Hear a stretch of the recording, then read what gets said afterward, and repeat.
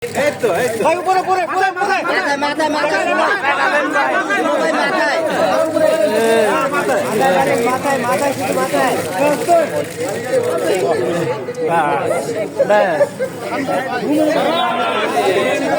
যে সংগঠন নিয়ে রাজপথে লড়াই সংগ্রাম করেছি তার ধারাবাহিকতায় বর্তমান সরকার উপলব্ধি করে 2 বছর চাকরিতে প্রবেশের বয়সীমাটি স্থায়ীভাবে বৃদ্ধি করেছে। আমরা সরকারকে কৃতজ্ঞতা জানাচ্ছি। সেই সাথে নতুন সংগঠন করে নতুন নাম দিয়ে ব্যানারে কেউ যদি কাজ করতে চায় আমাদের তরফ থেকে কোনো বাধা নেই, আমরা সাধুবাদ জানাবো।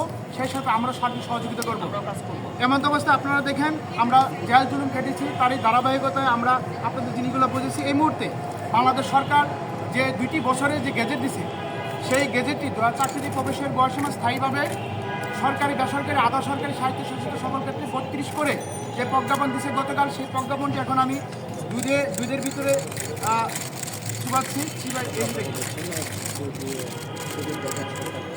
এই হলো প্রজ্ঞাপন। এই প্রজ্ঞাপনটি দুধ দিয়ে ধুয়ে আজকে এই দুধের পানিতে গোসল করে আনুষ্ঠানিকভাবে চাকরিতে প্রবেশের বয়সীমা শিক্ষার্থী সমন্বয় পরিষদ থেকে দুধ দিয়ে গোসল করে বিদায় নেব আপনাদের সামনে।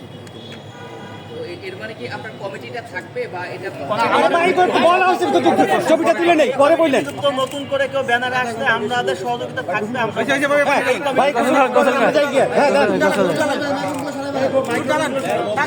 বুমগুলি দেন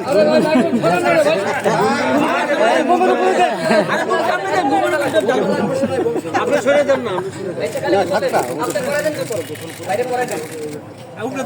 উপর থেকে ডালেন, একটু উপর থেকে একটু উপর থেকে ডালেন। বসে যান, হাঁটু বাজ করে বসে, হাঁটু উপরে ভাই, হাঁটু উপরে ভাই, উপর থেকে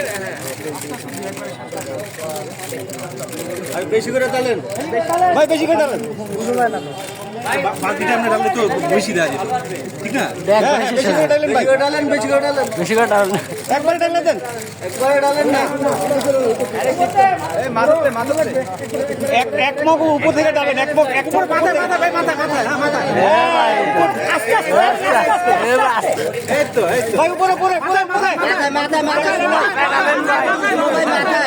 উপরে